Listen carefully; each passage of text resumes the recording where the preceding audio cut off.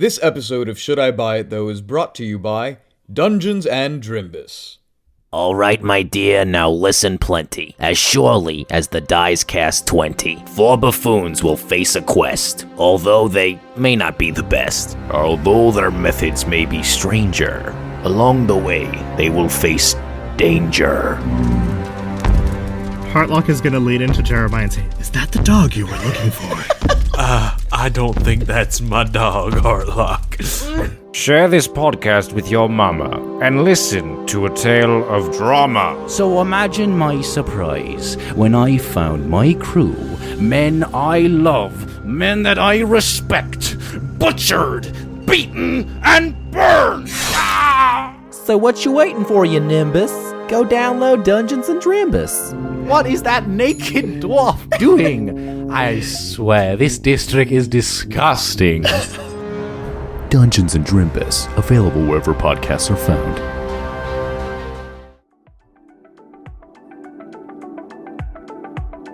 Trying to decide whether that new game is worth your $60? Or maybe you're just wondering if an old game is worth your time? Well, you came to the right place. This is the only podcast that tries to answer the question, should I buy it, though?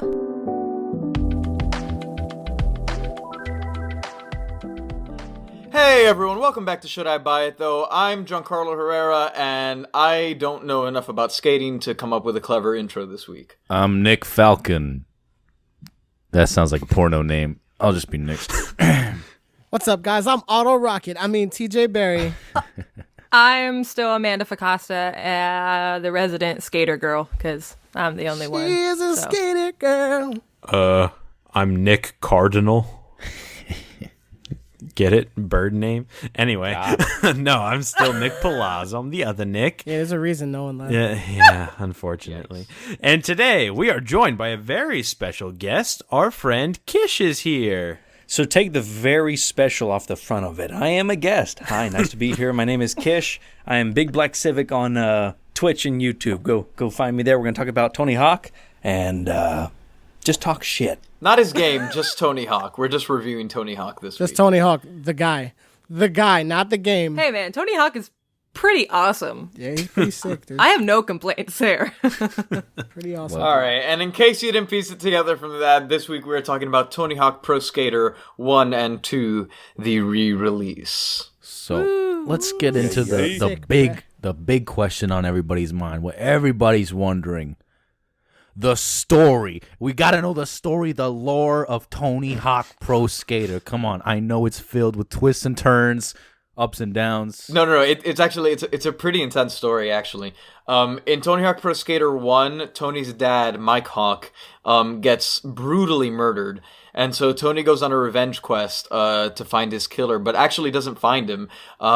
Ends up getting his ass handed to him. And then in Tony Hawk Pro Skater 2, Tony Hawk has been preparing the whole time in between the two games, and he's armed with a battle skateboards, and it's literally just 2 hours of a one-on-one brawl fight with Mike's murderer. It's sorry, spoilers, but yeah, it's a pretty gripping story, I gotta say. Does he become the ultimate skater girl? No, he dies at the end.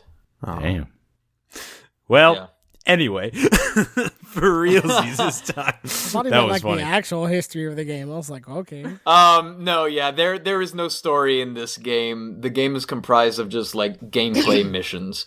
There's not a narrative or anything like that. But that's also not to its detriment. It's just not that kind of game. Yeah, and for those of you that don't know, I think we might mention this a second ago, but Tony Hawk Pro Skater 1 and 2, they're remakes of these classic skateboarding games, Tony Hawk. I think there's been 4 before this one or something like that. There's 5, but we don't talk about 5. Okay, we don't talk about 5? Oh, no. But they are remakes, but also, like, these are some beautiful remakes. They're remakes, but they also took like the best stuff from 3 and 4 and put it into the game as well. This is true as well, yes. Yeah, the games are really robust, and that's the big thing that stood out to me as someone who, and I said it in my 24-hour impressions for our Patreon supporters who get these impressions the day the games release. I said that, this game isn't necessarily my type of thing. I don't play sports games.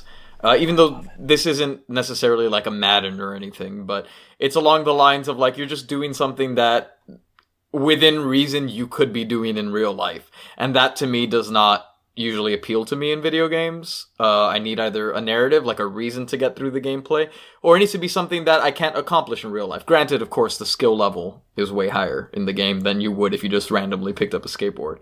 But that said, if this is your kind of thing and you're interested in the whole skating, like it's really robust to the point where it could take you a bit to notice that some features are even there. Like I stumbled upon things in menus by accident all the time. Like the fact that you can add like skill points basically to your skater and stuff like that. I witnessed, I knew the feature was there, but I saw Amanda discover the build your own skate park feature by accident and stuff like that. A lot of this they were things in the original games, but it just goes to show that, like, if this is your kind of thing, if you are attracted to this kind of gameplay, I think there's a lot to delve into. It's very rich. Cha-ching, cha-ching. Yeah, I can agree with that. There's a lot to find. There's a lot to the worlds. There's a lot to the maps. They do a lot also with, like, different features, challenges that they have that unlock, new characters and some designs and all that stuff. So there's a lot to it, I think. A lot more than you'd expect from just a skater game, Mm-hmm. Yeah, I guess that's the biggest question, right? When a new remake comes out, and to those of you that played the originals, is this everything you remembered it to be? Or are there like quite a few differences that make it stand out as a new game? Oh, yes, it is. Okay. The game we have now is what we, and by we, I mean, I played it 6 years after it came out. It came out in 99. I was born in 99. But we would play it as 6-year-olds. That's how we envisioned this game. What is out now, the remake, that's how we saw it. It was this beautiful, beautiful sprawling. I mean, you look at the gameplay from the actual OGs, and they are complete shite. They're awful. But still, the mechanics were beautiful. And like TJ said, they brought mechanics from 3, 4, Underground, American Wasteland. They brought the best of everything and brought it back to the remake. Because the thing is, this the game is a remake, but it's still as a standalone. Like, if you didn't know it was a remake, you'd be like, oh, this is a baller-ass game, dude. Nice. I agree with that. Wholeheartedly. Yeah. Yeah, you guys said it looked beautiful, too, which from watching Amanda stream, it looked gorgeous, like, especially for a remake.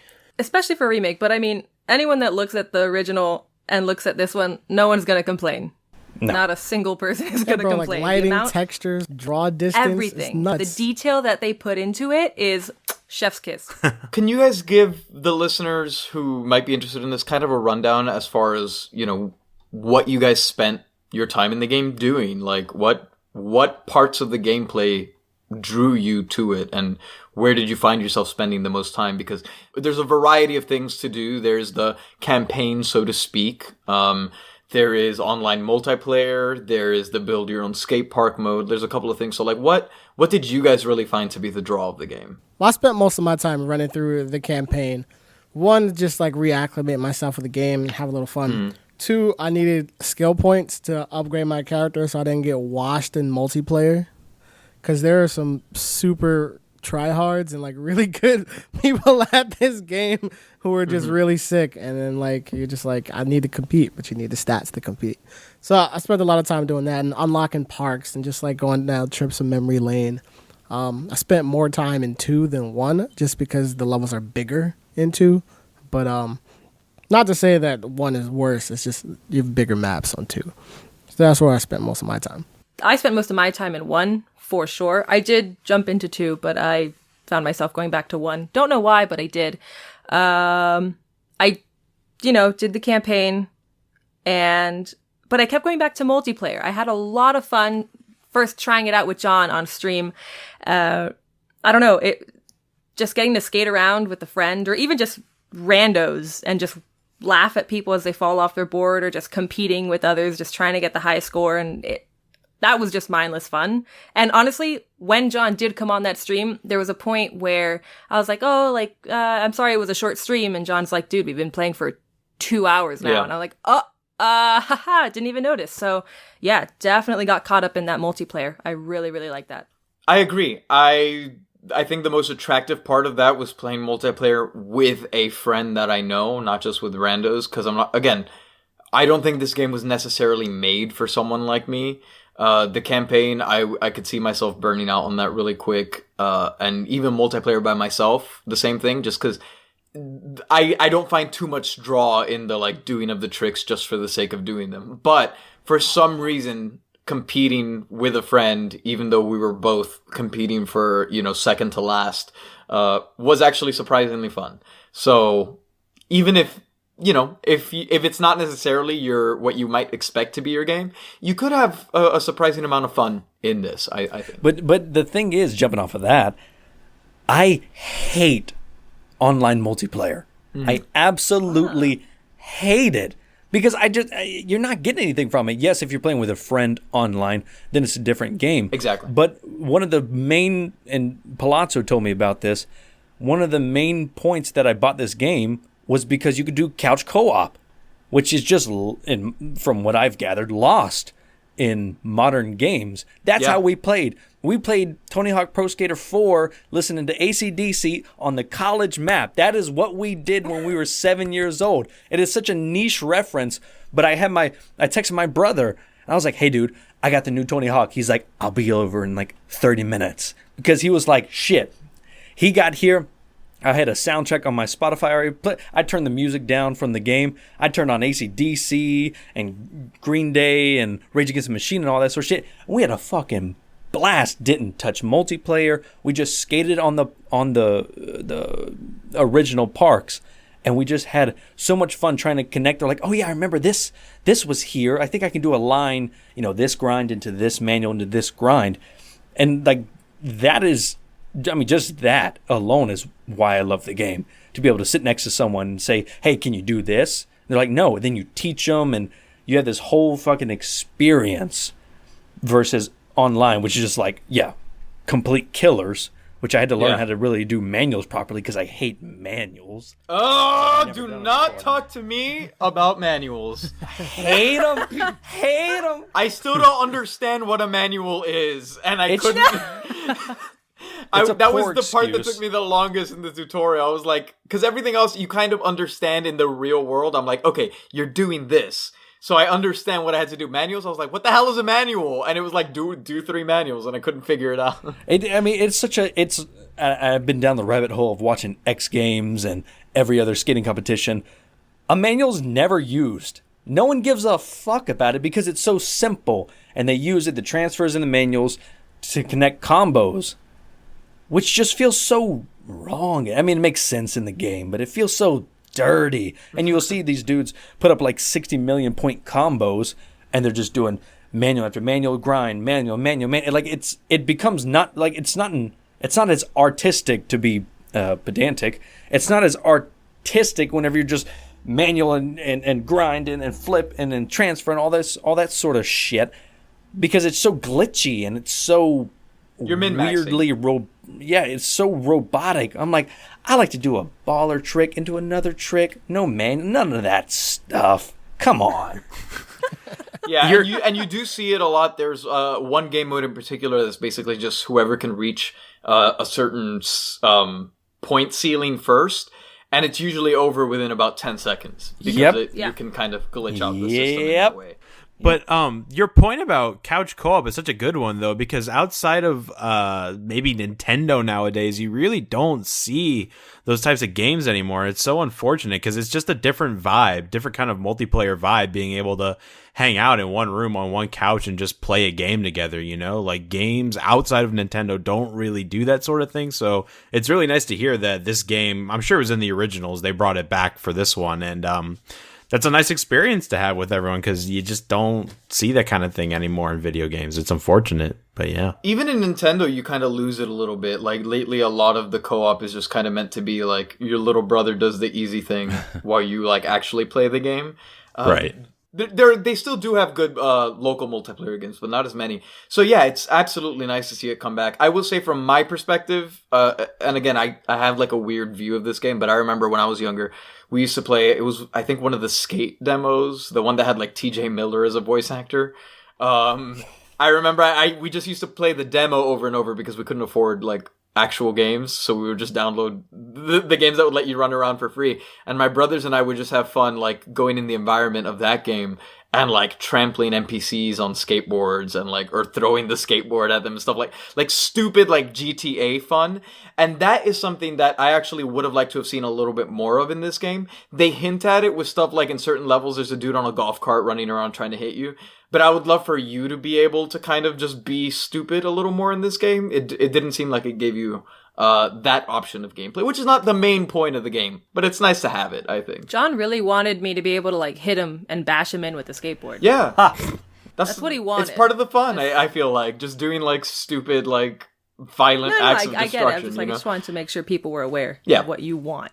So both in the game and in real life. That's kind of an interesting point too, because it used to be that one, there was collision, so you could bump into each other, and two, Amanda might know how it kind of like reverses every time you like mess up or if you fall off your board. In the original game, it was blood. It was bloody. You could get messed up. And that would have been so much better. Or even if they had like the option to turn it back on. Like I get it, you got to be more kid friendly, but Yeah, they probably wanted to reach a wider range of audience with this remake. Even then, when like in like the downtown levels, you have these taxi drivers like driving around, and when you get hit or when they drive past you, they yell some stuff at you. Oh, dude. yeah. They yell some stuff. So I'm like, yeah, it's E for everyone, but is it E for everyone? I mean, I was exposed to that as a kid, so I'm fine. Like, because it's a give and a take, because the taxi drivers yell some shit at you, but even like Guerrilla Radio, lights out, Guerrilla Radio, turn that shit up. They censor that. Yeah. Which just feels weird in a Tony Hawk game, because they were balls to the wall. We'll say whatever the fuck we want to, because it's punk. Not that it matters, but I'm curious because I think the originals were teen, right? Yeah. So maybe they lowered the rating for this one? Maybe. So, I mean, the remaster is T for teen. Yeah. The same rating. Yeah. But they decided to censor certain things, but not other things. So I wonder why. Very interesting. Yeah, weird. I actually wanted to touch on, just go off of what Kish had said about, the game is very nostalgic. So I know I played, I don't remember which one, but I know I played a Tony Hawk game when I was younger and I was trash at it. And not that I'm any better now, but the moment I heard, Tony Hawk, the game was coming out again, I was like, I really want to get this. One, for me. Two, for my dad, who was just like, did you hear there's a new Tony Hawk game? And I was like, yeah. And my dad used to skate, so my dad's really cool, guys. I just want to put that out there. So I'm just saying, and I'm going to teach him how to play, I think, tomorrow. So we got to get your dad on the show. This is like the third episode in a row that he's... I know. Yeah, I'll take pictures. I'll take some video. It'll be great. But anyway, yeah, the game, it really just takes you back. I mean, yes, all the graphics are done up and everything is shiny and new and pretty and mwah, chef's kiss, but it's a blast from the past. Like, it just is. It takes you right back there with the music. I mean, it's the same soundtracks from the old games, plus some new stuff. The cool thing about the music too is they brought back a lot of songs, but what I really appreciated was they added a bunch of new songs. And it's like from artists that I listen to. So I remember I was playing yesterday just because I had a little extra time on my hands. And I was like, wait, is that Token? And then like MGK played, and I was just like, this is sick. No, they did a great job with the music. And the music all meshes really well together because it's song after song after song, and you don't really notice the shifts usually. And I will say, as someone who, because the music in this game is very non-diegetic, like, it is just this mixture of other songs from the real world that are playing. It's not unique to the, it's not in-game, in-world music. And it's literally you with headphones on. Yeah. Like, it's your skating playlist. Yeah. And so for me personally, like, that kind of music can usually annoy me pretty quick. And I will usually end up having to, like, turn the music way down or turn it off altogether. But I thought it worked perfectly for the game.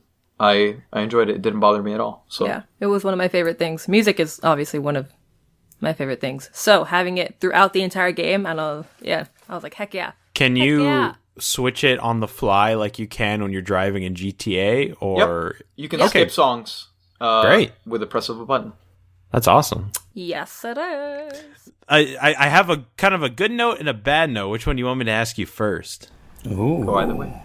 Either way? Bad note. The bad one? Not really a bad one. I just want to hear if there's more experiences like this. But I know when Kish was playing it one time, he ran into a pretty big glitch that let him rack up the score to insane heights. I was wondering, are there any other like really big glitches throughout the game like that, or was it not too frequent? For me at least, no, not frequent at all. I did hear a lot of people finding more glitches and stuff like that with the PlayStation than I did see for the PC, which I thought was interesting.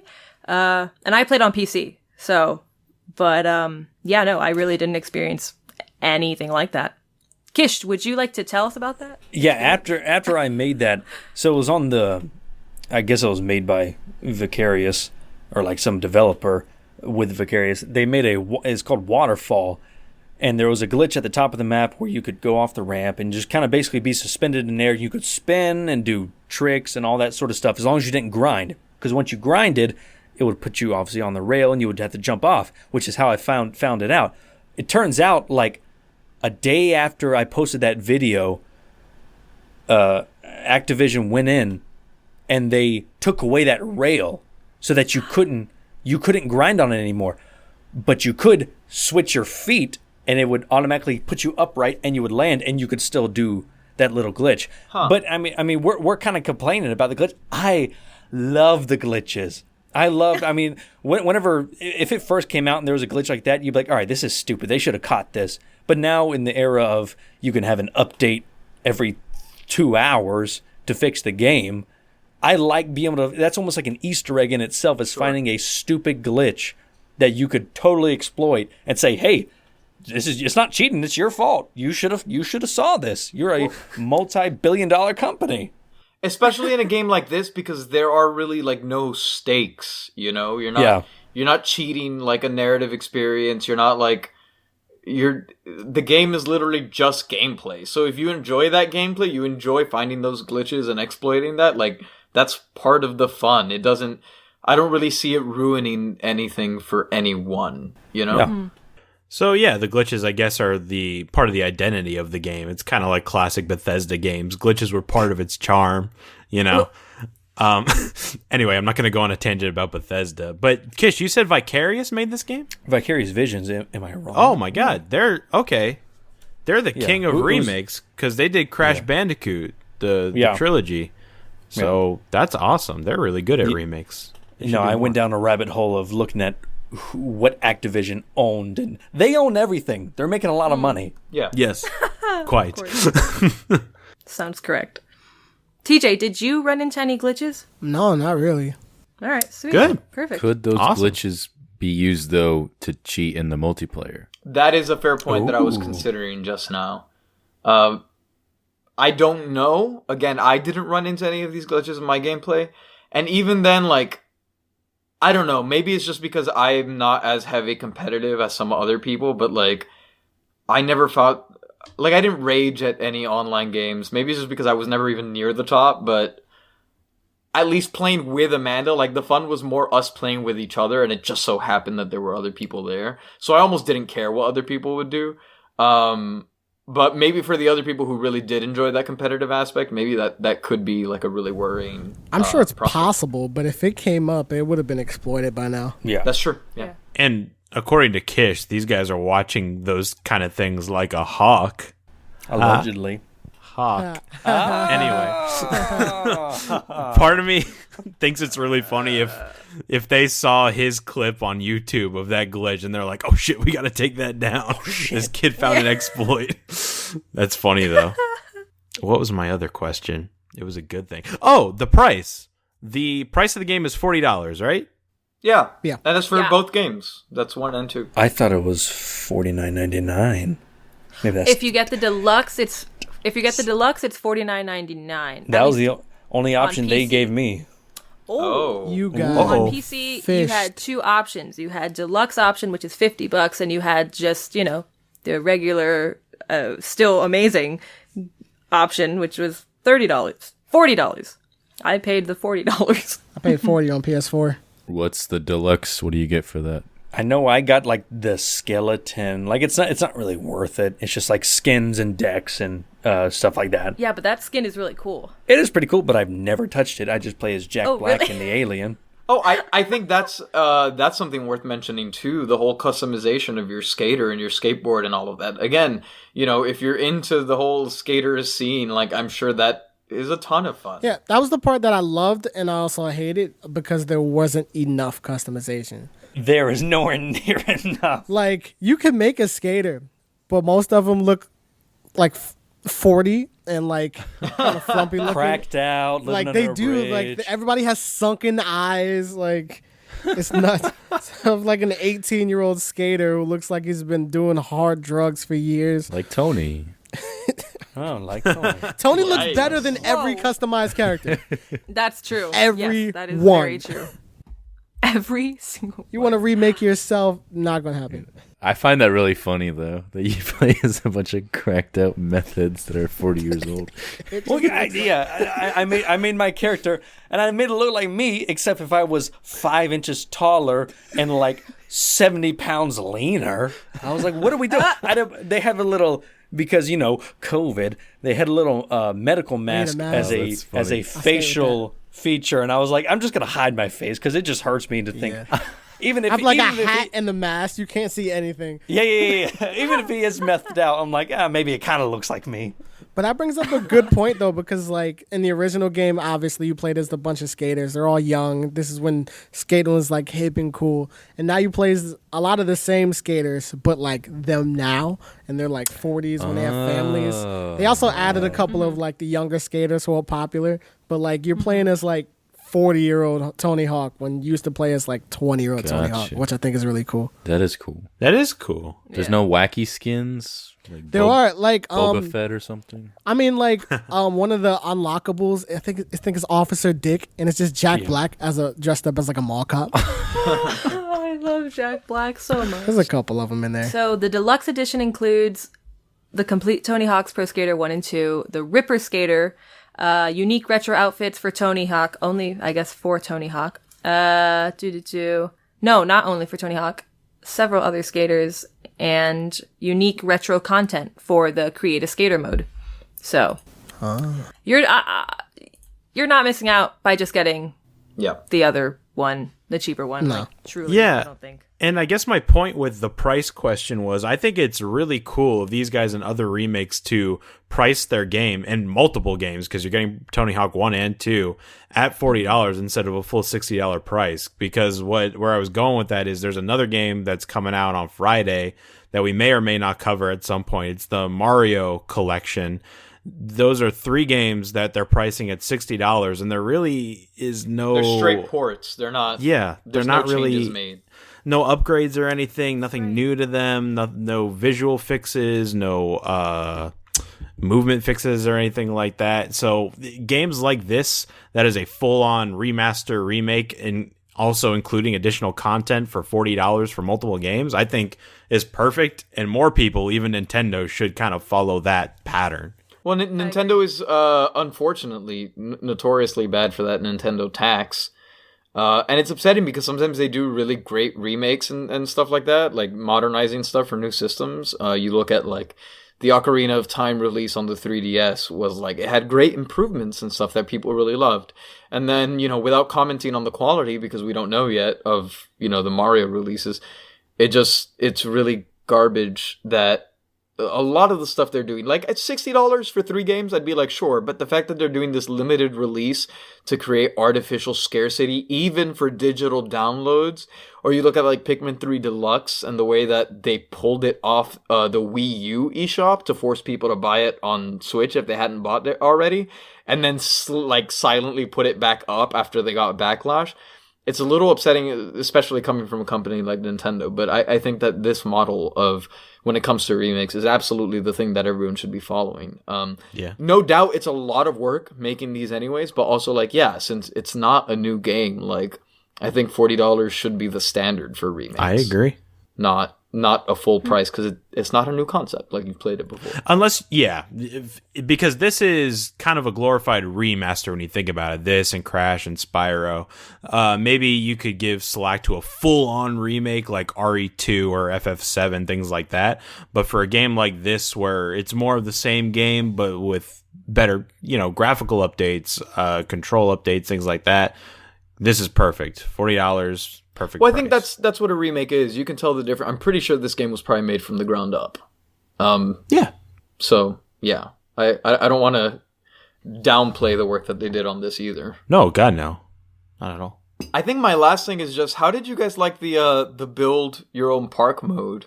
Because we've talked a lot about the multiplayer and the single player, but that's kind of the last mode that I could see a lot of people sinking time into. I'm not gonna lie, I didn't do much with it. I don't think I'm creative enough when it comes to that to build up. I don't know. That just didn't interest me, so I didn't do it, really. Yep, same actually. But I disagree. That's telling fine. you. I mean, because, yeah, in the OG games, it was a small warehouse. Everything was very simple. And now, and you guys have played it, they have like the smart rails and smart ramps, which means you can make it whatever you want. Like I built a map, and yes, you can call it cheating. I use mods. Yeah, I don't care if it says game mods must be disabled, then I'll disable them. But if it doesn't say that, I'm gonna have the mods on so that I don't fall, because it makes it so much more enjoyable. I'm not trying to prove anything to anyone. I want to have fun with the game. But I built a couple maps to help with like certain moves. Like, okay, I have to do two special grabs into two special grinds. So I'll just put a giant ramp in the air to jump off of, do the moves, and then fall like 200 feet onto a rail, and then just grind the rail. And it makes it so much nice, and it makes me feel good. I'm clever. like, right. And I feel like I kind of like not cheated the system, but found a way around it. Yeah. I'm also building Pink Floyd's The Wall in a map, and it is trippy because they have that little space setting for the maps. Yeah, it is one of those things where it is beautiful if you want to spend hours designing something. Exactly. I just don't. That's interesting. No, I get that. I feel like I would, but I just don't. They're very different styles of gameplay that appeal to lots of different people, and that's what I'm saying. Like, it's I was curious for someone who did find that attractive if you found the versatility that you were looking for. And it seems like you did, which is wonderful. It's good to know. Again, that game mode was not necessarily for me, but I can see definitely the appeal of it. And it's good to know that for people who are interested in that you can have the kind of fun that you were describing. I'll definitely play in your Pink Floyd park, though. Man. For, happily. That sounds great. It's pretty cool. Yeah, no doubt. I think we hit on everything. Yeah. We covered pretty much all of it. Are we ready for a vote? I am. Yeah, I am. A vote? In the case of Tony Hawk's Pro Skater 1 and 2, how do we vote? All right, so let me open this with my confession of I returned the game. What? Straight up, this game was just not for me. I had fun playing with Amanda online, but the rest of the stuff just really didn't call to me. And so I wasn't going to do it. I was going to keep going just for the sake of going, for the review. And Amanda was like, I mean, it's true. You have seen the gameplay, you've seen what it is, and it's just, you don't like it. So I returned it. But that said, straight up, this game is just not made for me. It's just not. It's not the kind of gameplay that appeals to me really on any front. That's why I had fun messing with Amanda and not necessarily with the gameplay itself. But the gameplay was good. And I had some fun in it. More fun than I almost expected to have. So on that note, while the game is not for me, and I think there's a lot of people it's not for, if this is something that interests you, I think it's absolutely a buy. So I'm actually going to vote that you should buy it, despite the fact that I returned it, just because I'm aware that I'm not its intended audience. But I think it's an excellent game for the people that are even thinking about buying it. So that's you should buy it, though, from me, if very noble. You're interested in it. Hell yeah. That was... Wow, that took it. That got me, dude. I was not expecting you to say yes. Good on you, John. Yeah, no, I'm gonna have to say it's a should buy as well, because I think it does great from, it pays a great homage to the originals, and they added a nice little modern quality to it, and it's a beautiful, beautiful remake. They clearly put a lot of love into it, and I agree with John that it is definitely not for everyone, but I think it's something that everyone can enjoy at one point or another, whether it's with just the multiplayer or the campaign or whatever. I think everyone can find some enjoyment from this game. And for $40 for 2 games, come on, dude, are you kidding? Yeah. Nah, it's definitely a buy from me. And I too think it's very much a buy. I had a lot of fun. I'm still having a lot of fun.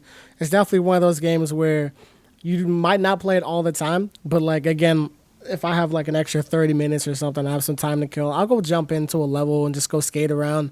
It's one of those things, especially if you stream, and depending on the kind of streamer you are, it's one of those mindless games where you could just play, you could talk about whatever you want and just go on tangents.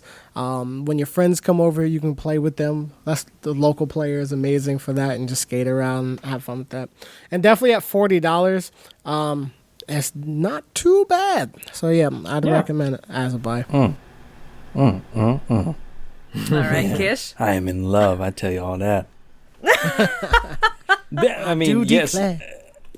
$40 game. I mean, for a $40 game, again, it's a lot of nostalgia for me. It's a lot of nostalgia for other people. I don't even see it as a sports game. I see it as a strategy or a puzzle game, especially whenever you get into all the challenges and stuff, because you got to do this combo into, this into this into this. So you're looking at the map saying, all right, how can I build this line? How can I connect that?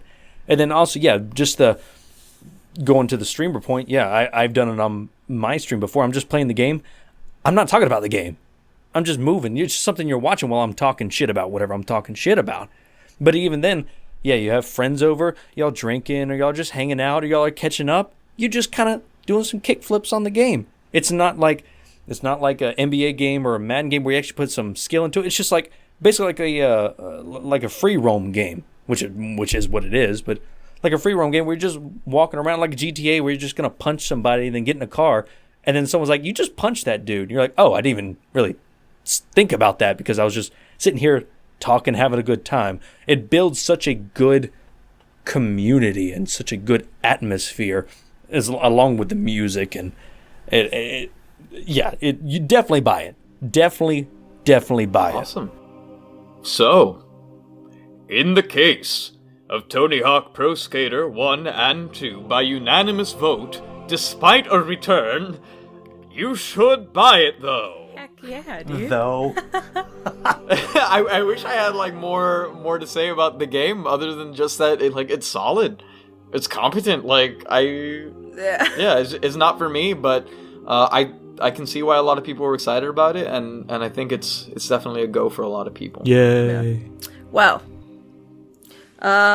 thank you, Kish, for joining us. Absolutely. Yeah. Kish, where can people find you, please? Oh, thank you for having me. You could find me on Twitch and YouTube at Big Black Civic, spelled as it sounds. Do you have any other social medias? No, that is it. Actually, I'm on Instagram too. It's all Big Black Civic. It's all the same on YouTube, Twitch, and Instagram. I'm a new streamer, so I have no followers. That's not what it's about. Hell yeah. Well, yeah, thank you so much for joining us. I'm glad we could have you here to talk about your love for Tony Hawk. Oh, and it's a love. It's a love, no doubt. It's a passionate, romantic, sexual love. I wouldn't go that far, but it's implied. It's implied. Oh, from my perspective. On that note, okay, that's been it for today. Thank you all so much for listening. We'll talk at you next week. Peace. Bye-bye. Goodbye. See, you always leave such a gap, but I end up cutting it out and editing it.